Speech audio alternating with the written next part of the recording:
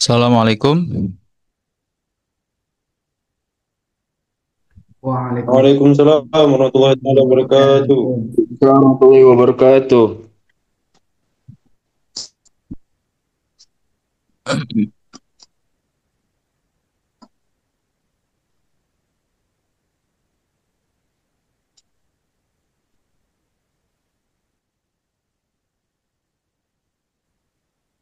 Oke, eh, kita tunggu teman-teman yang lain. Kita mulai jam 1 lebih 25 ya, 25 aja. Sambil nunggu, eh screen saya kelihatan ya. Kemudian, sebentar. Kita suruh semua yang masuk. Ya, suara saya terputus-putus nggak? Atau aman? Aman, Zat, aman.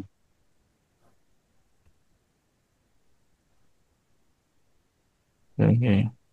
Sambil nunggu saya kirim PPT-nya ya ke Saya grup. bukan suruh kau sendiri saja, Didi. Saya suruh semua orang itu masuk ke dalam Zoom ini. Itu sudah ada soalnya.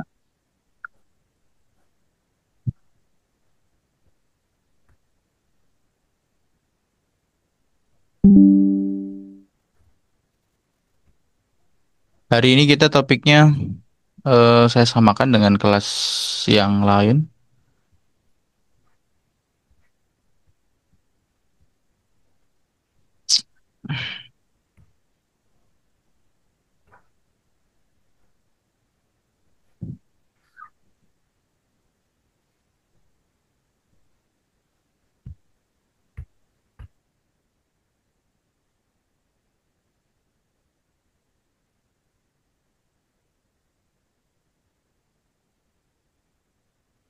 Mungkin karena kita tidak tolong tadi.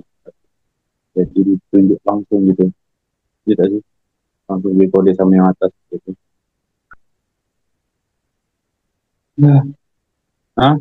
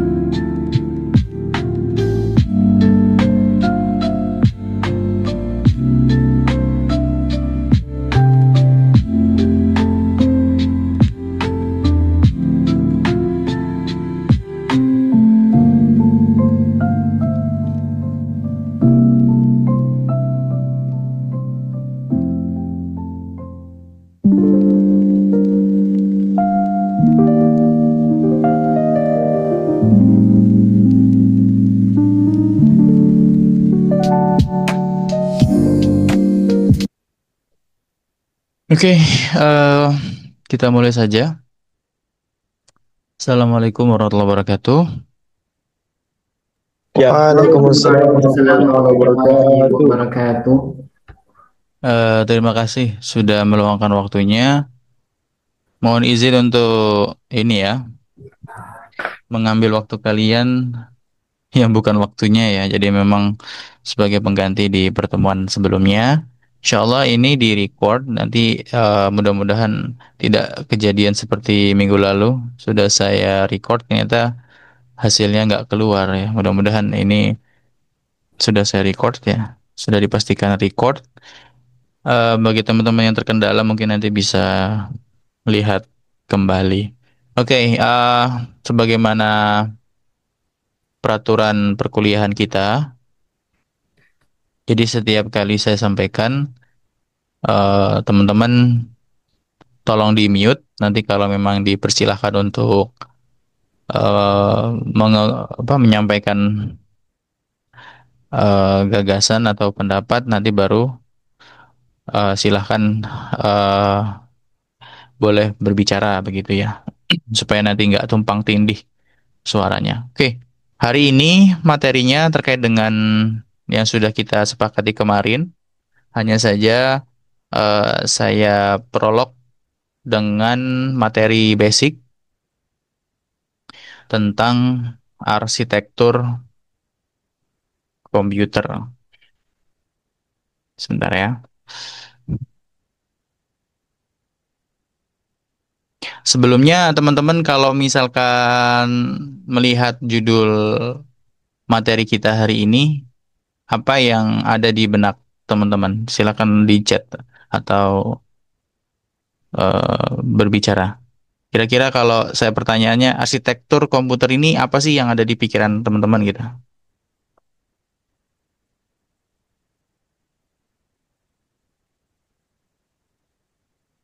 Apa kira-kira arsitektur komputer? Perangkat-perangkat komputer. Seperti rangkaian komputer. Ulangi coba, saya kurang dengar. Mana cara Apa tadi? Mohon maaf. susunan komputer, Ustaz? Oh, susunan komputer. Yang lainnya mungkin arsitektur. Kalau arsitektur sendiri apa yang ada di benak teman-teman? Arsitektur aja tanpa kata komputer gitu. Mengkonstruksikan sesuatu. Mengkonstruksikan sesuatu. Ya, nggak ada yang Bangunan nggak Ustaz. bangunan. Ya, jadi kalau dari sisi arsitekturnya aja memang eh, kita memahami oh ini pasti kaitannya sama bangunan ya. Tapi kalau misalkan dikaitkan dengan istilah yang berikutnya, komputer, jadi berbeda maknanya. Jadi sebetulnya ini kita lagi berbicara tentang konsep ya. Konsep atau rancangan tentang bagaimana sistem komputer itu. Gitu. Eh, sebagai gambaran misalkan begini ya. Sebentar. Nah, ini sebagai gambaran ya teman-teman. Kira-kira di sini ada keempat gambar. Ada museum, ada apartemen, ada kos-kosan, ada stadion. Kira-kira dari keempat bangunan ini, yang sama itu apa? Kira-kira dari keempat bangunan ini tuh, kira-kira yang sama itu apa?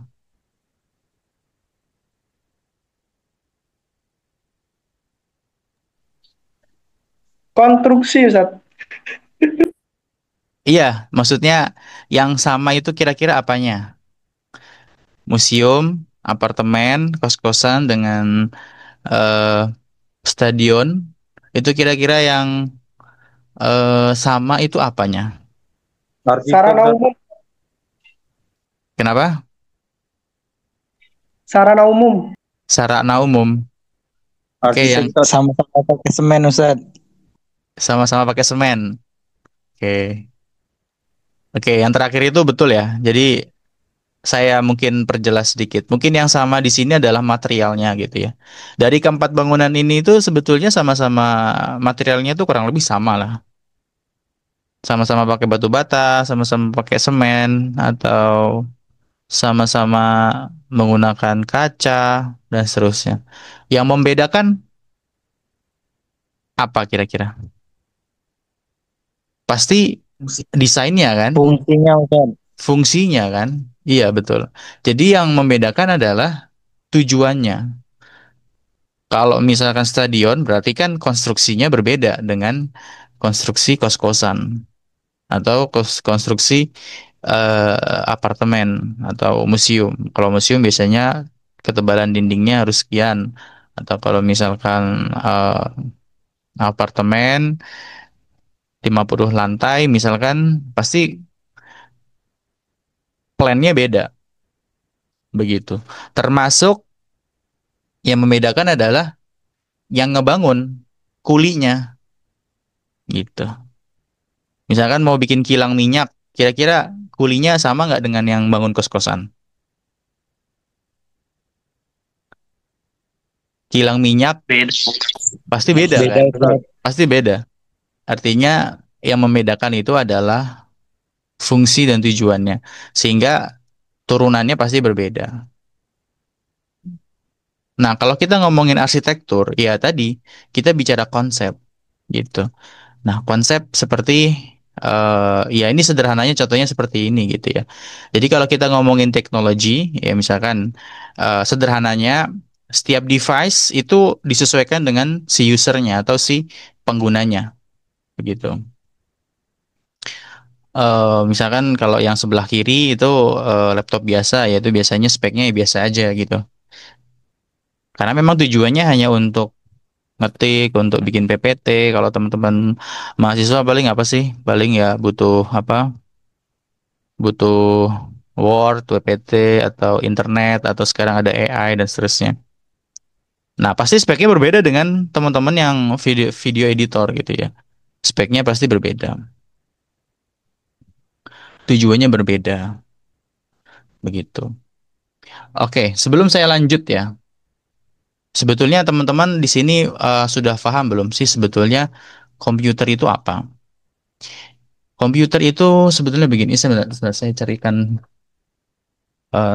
nih. Kelihatan nggak smartwatch saya? Smartwatch. Ya, Kelihatan, Sir. Kelihatan, smartwatch Ustaz. dan ini jam tangan yang biasa. Kira-kira pertanyaannya ya. Kira-kira dua device ini bisa dibilang komputer atau bukan? Kira-kira ini komputer atau bukan? Bukan Ustaz. Bukan. Bukan, Ustaz. Kalau ini HP, HP. Ini ada Vivo, ini ada yang lain, iPhone. Kira-kira itu bisa disebut komputer bukan? Bisa, Ustaz. Komputer. Nggak bisa Ustaz. Oke, masih ini ya. Jadi gini teman-teman. Memang betul itu bukan dianggap komputer karena memang kita sepakat orang tahu ini smartwatch. Ini adalah HP gitu ya atau Android. Memang orang sepakat seperti itu, tapi ada kesamaan. Kesamaannya adalah itu sama-sama alat elektronik, gitu ya, sama-sama alat elektronik. Nah, kalau misalkan kita lihat eh seperti ini adalah lihat ya screen saya. Ini adalah komputer generasi pertama. Kalau misalkan kita sandingkan dengan laptop yang kita punya, lalu lantas ini apakah komputer atau bukan? Ini adalah komputer pada zamannya. Nah, balik lagi ke pertanyaannya, apakah alat-alat yang saya sebutkan tadi itu komputer atau bukan? Jawabannya adalah, Komputer. ya itu adalah komputer. Tapi memang secara bahasa memang tidak menyebutkan itu adalah komputer. Yang pada intinya adalah sebetulnya adalah itu adalah device yang bisa ada input, ada proses, ada output. Sebenarnya seperti itu. Jadi komputer itu bisa disederhanakan ada empat ini. Ada inputnya, ada prosesnya, ada outputnya. Seperti itu. Jadi kalau misalkan memasukkan ketiga unsur ini, itu bisa dibilang adalah komputer. Walaupun misalkan jam tangan ini ya, ini jam tangan merek Acer gitu ya. Ini sederhana sekali gitu ya. Paling kalau kita input berarti ya input apa nih? Input data waktu alarm ya. Kemudian pasti dia memproses. Kemudian ini bisa mengeluarkan alarm. Artinya dia bisa memberikan data output dan seterusnya. Nah, jadi kalau misalkan kita melihat ya, sebetulnya alat elektronik itu selama dia memenuhi unsur tadi itu bisa dibilang sebuah komputer. Apalagi di dalam komputer itu ada yang namanya sebentar saya siapkan dulu notepadnya ya. Nah, Bentar, aduh, kegedean ya, kegedean ya. Nah, komputer itu ada hardware, ada software, gitu ya. Kalau misalkan smartwatch-nya, sorry, smartwatch-nya Huawei itu mereknya ada yang tahu apa? Smartwatch. Media smartwatch ya Ustaz. Ya, smartwatch. Yang nyambung bisa sama Strava itu.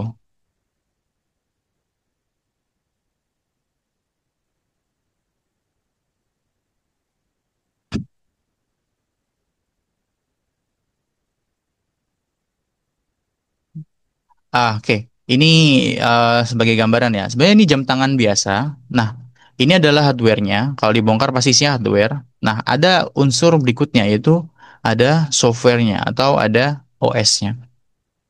Gitu ya. Pasti juga ada memorinya. Pasti ada prosesornya. Seperti itu. Nah, kalau ada ini, itu bisa dibilang adalah sebuah komputer. Tapi memang tidak seperti PC-PC yang kita tahu. Dia PC gitu ya. Ini kan yang kita tahu lah ya, seperti itu.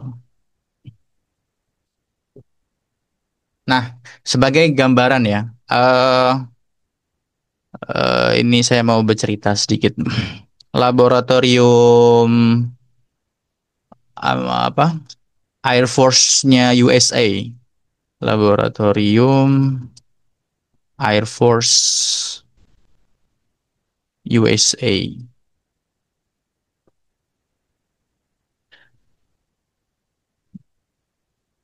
Ya. Nah, ini perusahaan, bukan perusahaan ya, ini bagian dari militernya Amerika Serikat ya. Dia kan memang fungsinya untuk apa? Keamanan, kemudian untuk kebutuhan perang dan seterusnya. Nah, eh, dia saat itu, kalau nggak salah tahun 2010 ya, atau 2013 saya lupa. Dia membuat sebuah riset atau penelitian. Nah, risetnya itu membutuhkan spek yang kecepatannya itu saat itu ya eh, ingin 2000, hampir 2000 lebih cepat dari komputer yang lebih cepat pada saat itu. Jadi dia butuh komputer yang memiliki kekuatan kecepatan sekitar 2000 atau 1500 kali lebih cepat dari komputer yang tercepat pada saat itu. Nah, tapi dia juga akhirnya terpentok dengan biaya. Jadi ibaratnya budget risetnya itu nggak banyak gitu. Sehingga yang dilakukan oleh Air Force Research Laboratory ini eh, membeli sekitar 1000 ya, 1000 berapa gitu, 1000 unit kalau nggak salah. PS3. Tahu PS3 ya? Di sini teman-teman ada yang main PS3 nggak? Tahu Ustaz. Nah, Tahu, PS3 Ustaz. nah, bentar. Ya. Kalau PS3 itu saat itu ya grafiknya udah bagus gitu ya. Nah, sebentar. Jadi kebetulan ini PlayStation yang dari Jepang kan kalau nggak salah ya. Nah, akhirnya Amerika itu ngebeli PS3 yang digabung, kemudian itu nanti dijadikan alat riset oleh Amerika Serikat. Jadi saat itu ternyata di antara device-device yang ada di saat itu miliknya PlayStation 3 yang paling affordable price, paling murah harganya. Jadi fungsinya bukan untuk game, tapi untuk grafiknya, kebutuhan grafik daripada research laboratory. Bentar, saya cari beritanya ya. Mudah-mudahan Air Force membeli PS3. Oh ya, 2010 ya.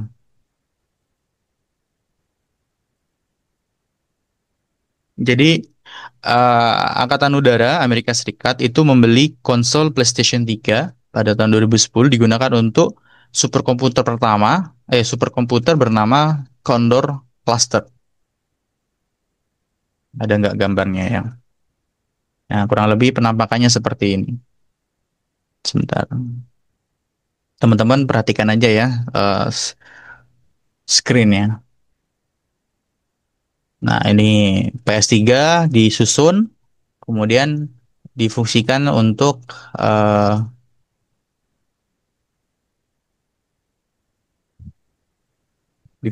riset ya.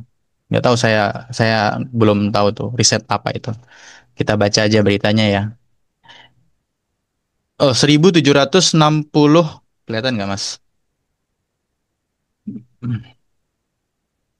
1760 konsol PlayStation 3 itu dibeli, disusun, kemudian dijadikan komputer superkomputer. Superkomputer ini adalah komputer yang memiliki kecepatan tinggi gitu ya. Digunakan oleh Amerika Serikat untuk peningkatan radar, untuk memprosesan citra satelit dengan AI. Nah, pada saat itu AI sudah mulai ada, tapi lagi-lagi diperuntukkan untuk militer. Jadi memang kebanyakan teman-teman teknologi itu sebetulnya pada awalnya adalah kebutuhan perang. Ya, ini baik lagi ke sini materi kita. Kita materinya agak lengkap-lengkap ya. Seperti komputer yang saya kasih lihat di screen. Ini adalah komputer ENIAC namanya. Electronic Numerical Integrated Computer. Ini fungsinya saat itu difungsikan kebutuhan perang, gitu ya. Tidak untuk publik, karena memang saat itu harganya sangat mahal sekali.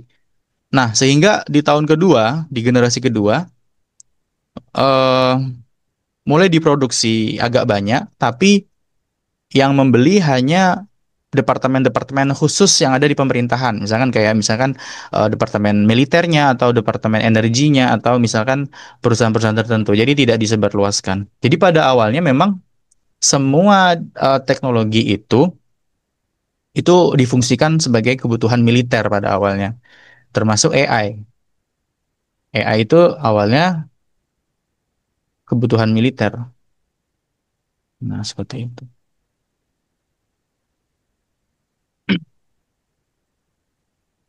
Nah, ini dia cukup menghabiskan tidak sampai 30 miliar ya, tidak sampai 30 miliar untuk menghasilkan device yang sangat cepat gitu ya. Kalau kita mungkin gunanya untuk main game ya, tapi kalau mereka difungsikan untuk riset. Oke, aduh sorry.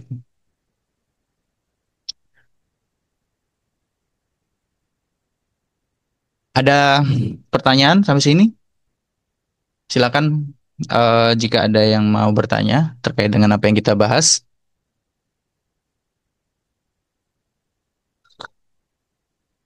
Izin Bapak, Ya, silakan. izin off cam juga Pak, lagi di luar. Oke, oke.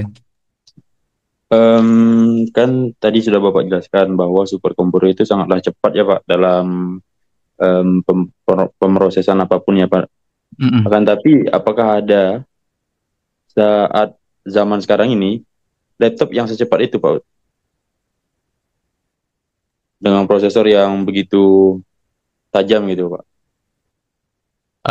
Oke, oke.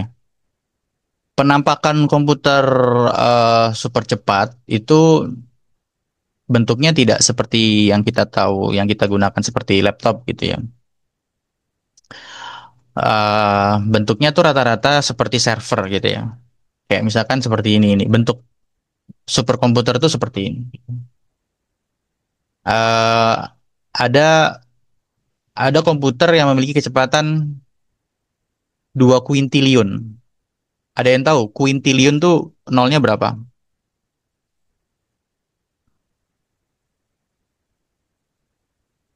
Kalau million 1 juta, billion 1 miliar, quadrillion 1000 triliun. Kalau kuintiliun berapa? 18 18. Saya juga nggak tahu. nolnya. Bentar ya. Sebentar. Saya mau cari gambarnya aja. Superkomputer yang dimiliki oleh Departemen Energi Amerika. Saat ini yang saya tahu, superkomputer yang ada di bumi ini yang tercepat itu dimiliki oleh Departemen Energinya Amerika Serikat. Superkomputer Departemen USA. Kok USA? Energi. Nah, nih. Tadi ada gambarnya. Sorry, sorry. Ini nih.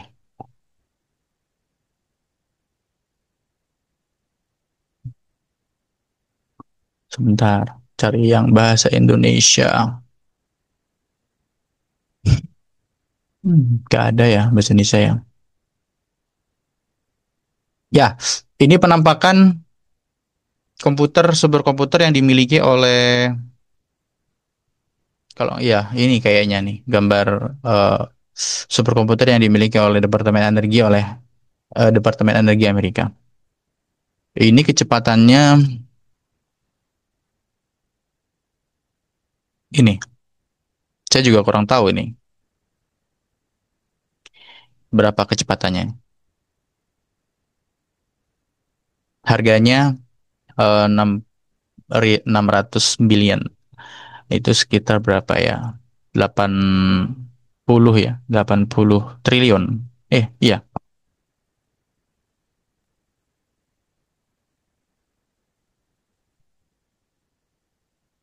Berapa? 600 million itu berapa dolar? Berapa dolar? Berapa miliar? Ya, intinya ini penampakan superkomputer. Kalau misalkan yang saat ini, kalau laptop biasa ya, sebetulnya saya juga kurang update ya. Laptop tercepat itu apa ya?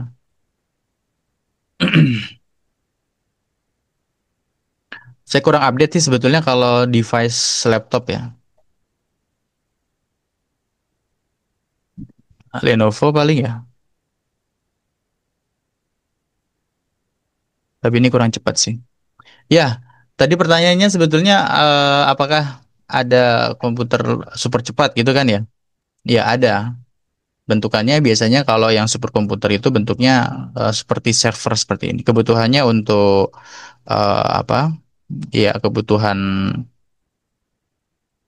data sebetulnya untuk menampung data, untuk memproses data dan seterusnya. Seperti yang saya sampaikan di pertemuan sebelumnya, seberapa besar sih video yang terupload setiap harinya ke YouTube, ke YouTube gitu ya. Itu kan bergiga-giga kan. Artinya dia pasti membutuhkan device yang super canggih kan, super lengkap kan seperti itu. Sehingga bentuknya nggak mungkin laptop yang seperti kita lihat sehari-hari gitu ya. Bentuknya seperti ini, ya server lah. Seperti itu. Mungkin yang lain silakan, atau sudah terjawab atau belum terjawab.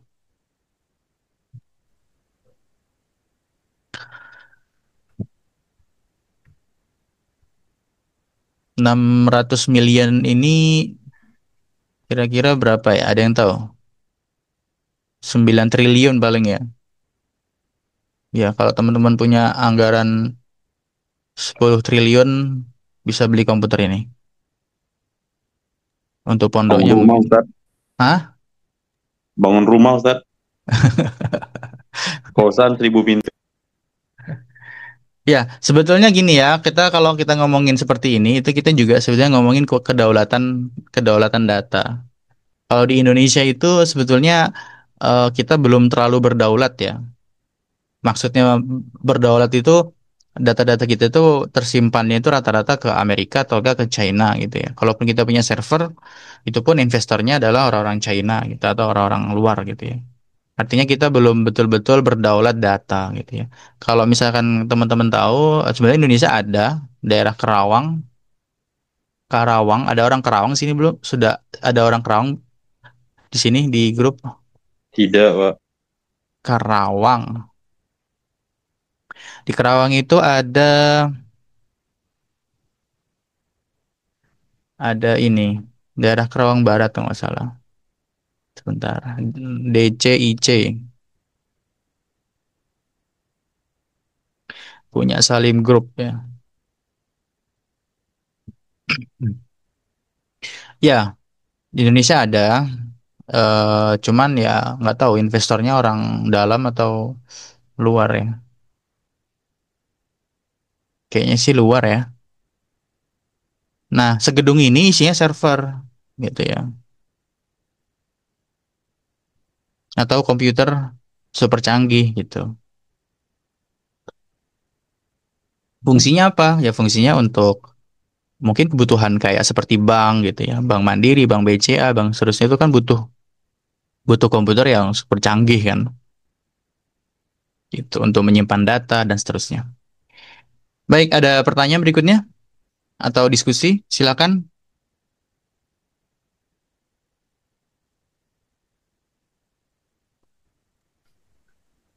Izin Bapak, Ya, silakan. apakah penggunaan superkomputer dengan komputer yang kita gunakan pada saat ini tuh cara penggunaannya sama atau tidak? Berbeda. Iya. Kegunaan superkomputer itu sebetulnya dipakai untuk komputasi yang sangat besar gitu ya. Biasanya kalau misalkan skala industri gitu ya, industri pesawat misalkan, ya berarti kan diperuntukkan untuk mendesain pesawat gitu ya, atau mendesain kapal, kemudian butuh untuk simulasi. Jadi pesawat itu kan satu-satunya riset yang nggak boleh gagal, bukan konsep. Kalau kita ngomongin aerodynamic pesawat itu kita nggak boleh gagal. Apa sih bahasanya itu?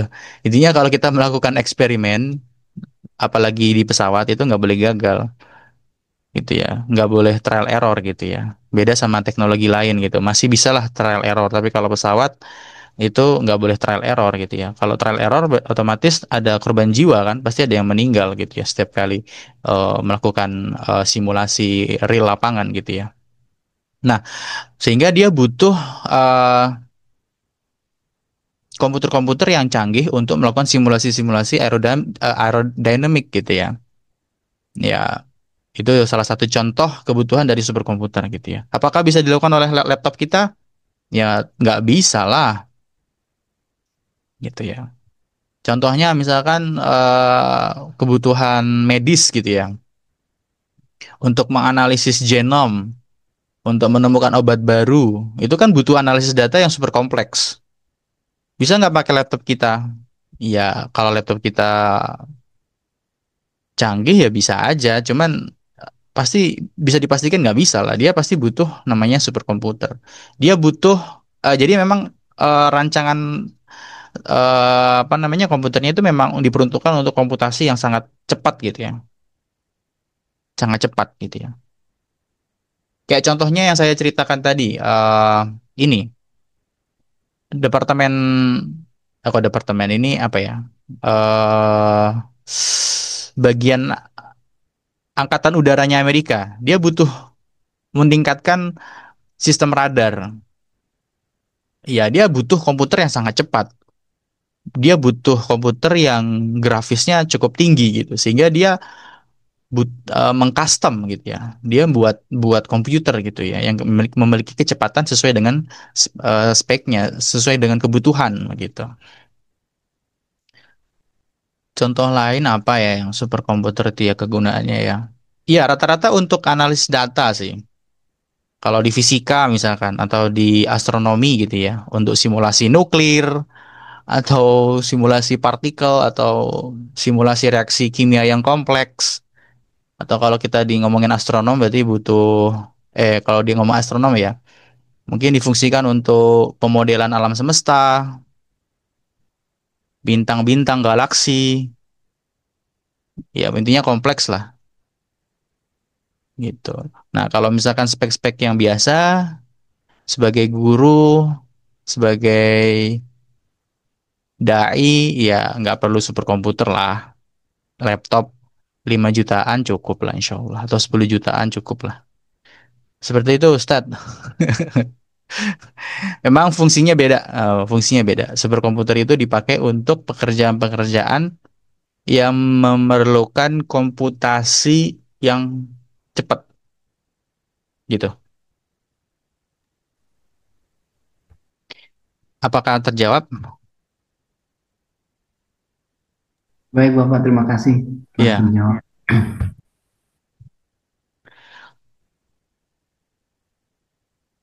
Gini, mungkin teman-teman ada yang belum paham ya, komputasi itu apa sih sebetulnya? Jadi, komputasi itu istilah. Komputasi itu adalah istilah untuk pemrosesan data, menghitung data gitu.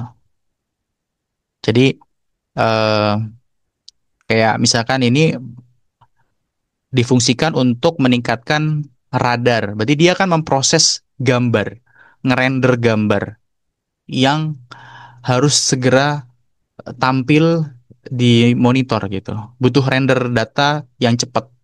Nah, kalau komputer biasa mungkin error gitu ya. Nggak muncul, tapi kalau misalkan memiliki desain kartu grafis yang tinggi, dia bisa lebih cepat gitu ya. Baik, kita lanjutkan.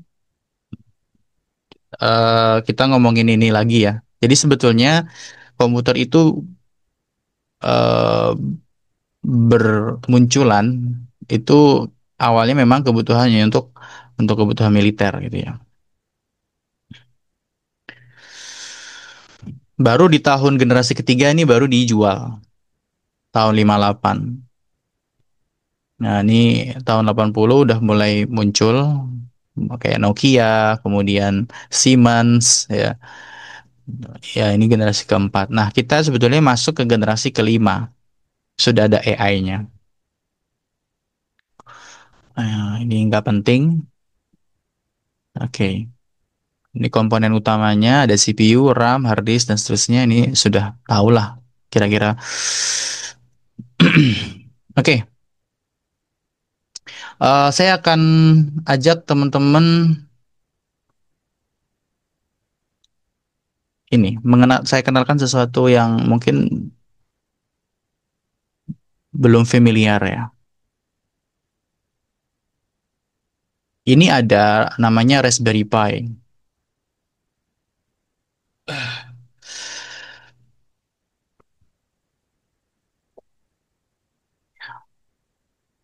Ada yang sudah pernah tahu belum Raspberry Pi?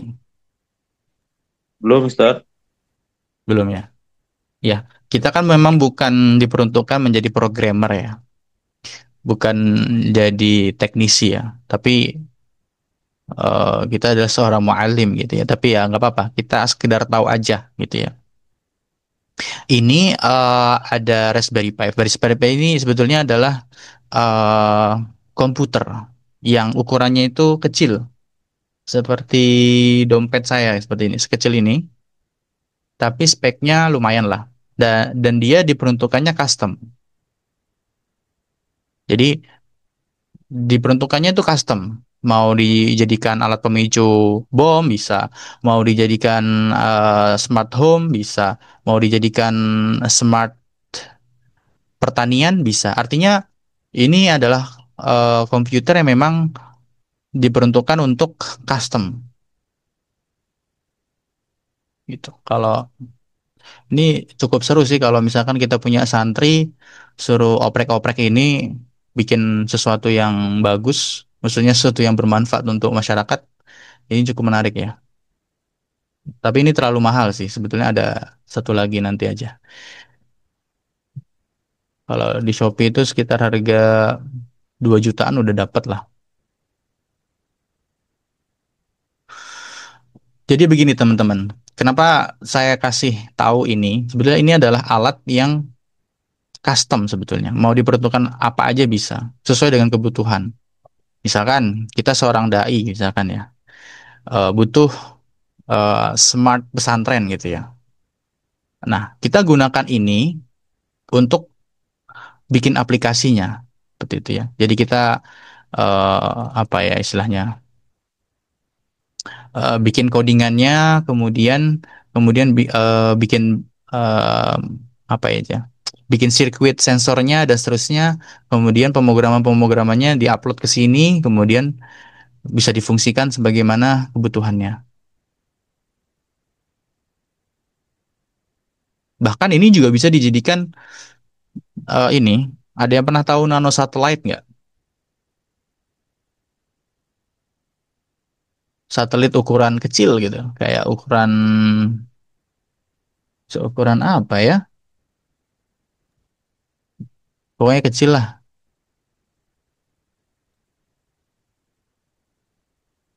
Nah, ini tergantung fungsinya, bisa untuk telekomunikasi, untuk apa. Nah, bikin seperti ini diterbangkan di angkasa ya, nitip sama NASA gitu ya. Pak NASA tolong nitip kalau pas terbang gitu ya. Nah, itu kita bisa bikin seperti ini menggunakan ini, seperti itu. Tergantung kebutuhan. Jadi ini adalah device atau yang peruntukannya itu untuk custom, untuk apa aja. Seperti itu. Karena di sini ada apa namanya? Ada prosesornya, kemudian ada memorinya dan seterusnya.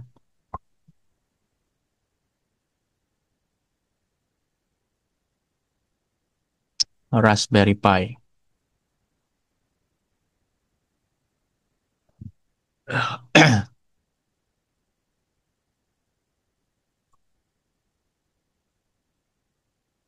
Nah, kalau di Shopee harganya murah tuh. Cuman 1.500.000. Tapi setahu saya sih 3 jutaan yang baru ya.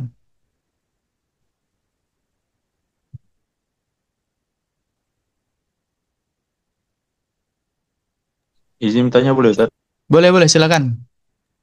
Tadi kan Ustaz jelaskan bahwasannya dalam pembuatan aplikasi ada yang namanya coding. Nah, Apa? kami ini dalam pembuatan aplikasi Ustaz ya, yang Aha. ada yang namanya coding gitu. Iya, iya, iya. Nah, kami ini kan santri, jadi masih kurang paham gitu, masih asing dengan yang namanya coding tadi Ustaz. Mm-mm. Mungkin bisa dijelaskan Ustaz? Oke, oke. Oke, biar real, saya kasih ilustrasi ya. Eh, ini ada smart home atau smart asramah lah ya. Asramah pintar gitu ya. Oke, fungsinya adalah eh asramah pintar atau rumah pintar. Rumah pintar ini fungsinya macam-macam. Pertama mungkin dia ada mesin cuci berbasis internet gitu ya. Jadi atau kulkas berbasis internet. Jadi kulkasnya itu kalau telur ini kan naruh telur kan di kulkas ya. Jadi kalau telurnya itu sisa satu gitu ya, nanti yang pesen ke Shopee nanti bukan kita tapi si kulkasnya gitu ya. Karena kulkasnya terkoneksi dengan internet gitu ya. Terus atau misalkan kita lagi program diet gitu ya. Oke, kita program, kita kasih tahu ke rumahnya, "Hai rumah, saya lagi program diet gitu. Tolong bantu saya untuk mewujudkan diet saya." Nanti otomatis beberapa perangkat mendukung kita untuk program diet, contohnya kulkas gitu ya. Nanti kulkas itu isinya sayur-sayuran aja. Yang pesan kan siapa? Ya si kulkasnya sendiri gitu. Kebayang nggak sih?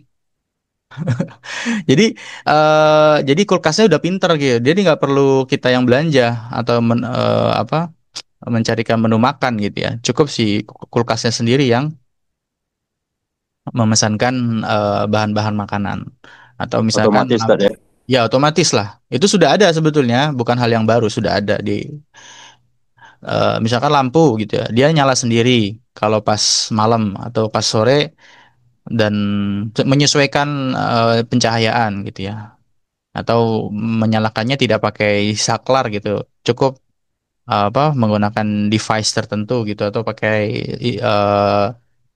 pakai suara kita gitu dan seterusnya. Intinya semua perangkat yang ada di sini itu terkoneksi satu device atau terkoneksi dengan internet satu. Nah, ini kan pasti ada hardware, ada software, ya kan? Ada hardware, ada software. Hardware-nya adalah ya sensor-sensor ini. Contohnya, misalkan di ruangan ini yang dibutuhkan adalah sensor cahaya, ya kan? Atau sensor kelembapan suhu. Nah, kita kasih tahu bentuknya deh. Sensor cahaya. Bentuknya seperti ini, simpelnya seperti ini. Ini namanya hardware. Nah, butuh juga yang namanya software. Software itu adalah sistem yang bekerja, gitu.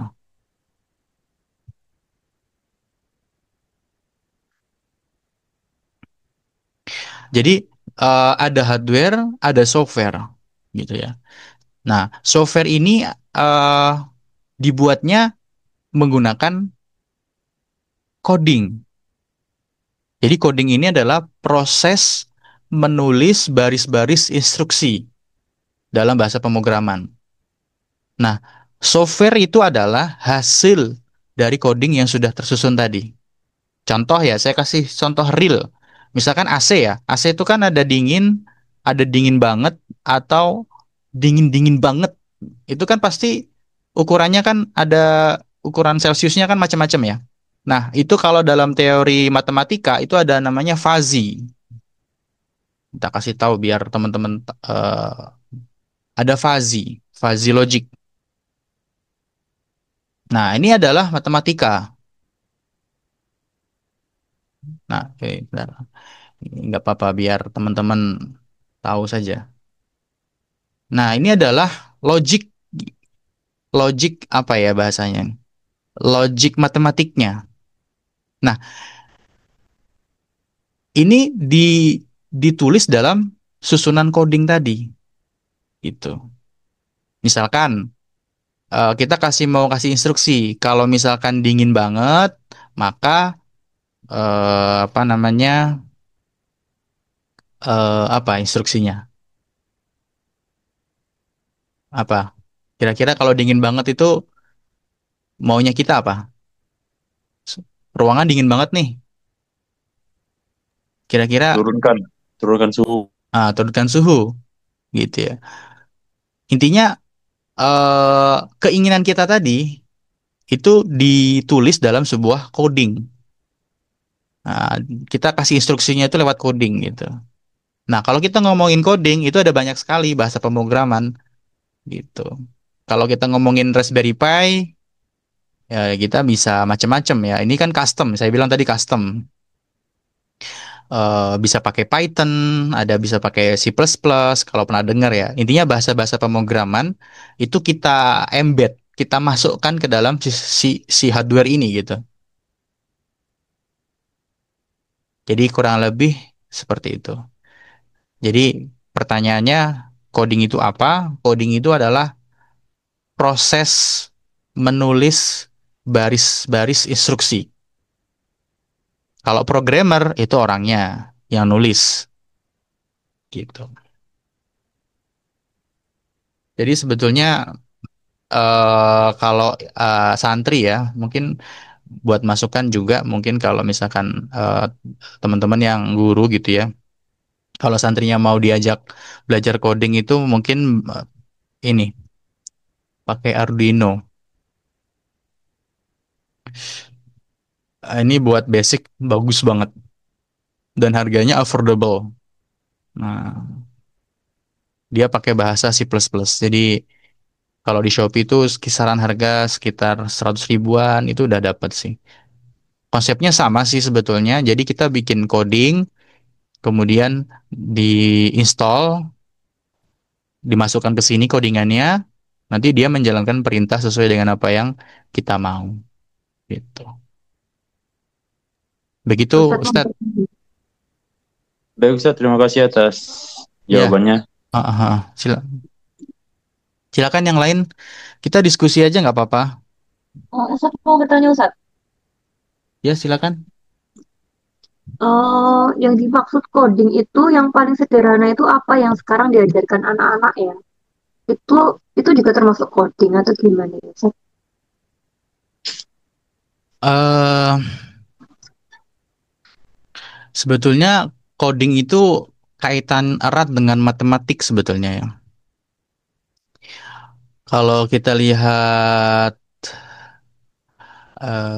sebentar.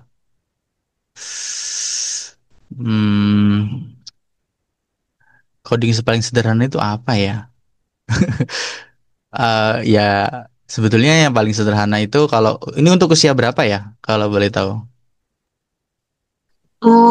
Ini kan pemerintah sekarang kan kayak yang menyarankan untuk apa ya, lebih kayak pembelajaran itu kayak lebih ke coding gitu. Ya TK itu udah mulai ada coding juga Ustaz. Hmm, ya mungkin kita klasifikasi berdasarkan usia saja ya.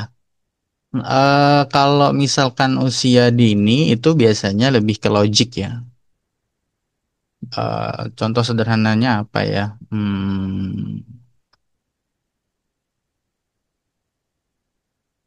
Bentar, saya lagi berpikir. Soalnya saya nggak pernah ngajarin anak-anak kecil sih coding. Atau coba Ustaz melihat ini aja, coding ala anak TK gitu. Mungkin nanti dari gambar itu Ustaz tahu. eh Mohon maaf suaranya kurang keras. Tapi mungkin gini aja deh. Yang saya tahu saja ya, yang saya tahu ya. Kalau langsung aplikatif ya, ini kalau untuk anak-anak itu ada namanya Scratch. Buka aja Scratch, dia punya MIT. Biasanya kalau bimbel-bimbel coding itu salah satu kurikulum yang diajarkan itu Scratch gitu. Bentar ya, saya cek ya. Misalkan coding next. Sorry. Ini kalau di Surabaya ini cukup terkenal ya. Ini perusahaan apa bimbel lah, bimbel. Saya kenal dengan eh, apa ketua kurikulumnya ini. Salah satu yang diajarkan itu ada Scratch, kemudian ada Roblox. Roblox. Roblox itu mungkin game ya. Saya tapi bukan pemain game, tapi salah satu kurikulumnya adalah ini. Gitu. Tapi saya sampai saat ini saya belum belum tahu alasannya apa. Tapi yang jelas beberapa bimbel coding itu ngajarin ini Roblox sama Scratch gitu. Tapi kalau Scratch ini mungkin yang masih masih akal lah. Karena memang di sini saya belum pernah coba ya. Tapi eh, saya juga belum pernah. Intinya sih ini apa ya? Mungkin ngajarin anak untuk berpikir logik gitu aja. Contoh yang saya tahu ya, misalkan contoh permainan yang saya tahu ya, misalkan ada petani, ada singa, ada kambing, ada tanaman gitu ya. Terus disuruh menyeberang sungai. Gimana caranya supaya semuanya selamat ke sungai sebelah gitu. Itu kan anak-anak itu berpikir keras ya. Maksudnya logiknya gimana supaya semuanya selamat, manusia selamat, harimaunya selamat, kambingnya selamat, tanamannya juga selamat gitu. Itu kan contoh-contoh case yang apa ya, ada logiknya. Mungkin kalau yang model seperti itu masih ada unsur gamenya juga tapi logiknya masuk. Tapi kalau sudah masuk ke dunia coding yang tadi saya ceritakan, itu lebih kompleks. Makanya butuh kalau anak-anak itu logic math-nya lebih, matematikanya harus bagus sebetulnya. Jadi salah satu pondasi dasar kalau coding itu bagus, matematikanya harus bagus. Gitu.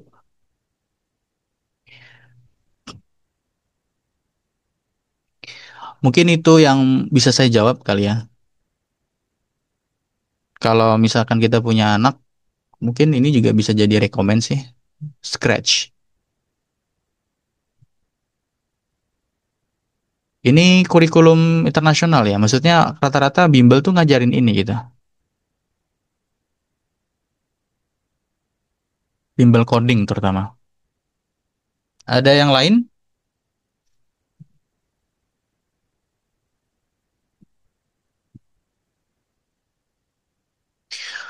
Oke, mungkin sebagai penutup ya, kita akhiri saja. Saya akan simpulkan sedikit.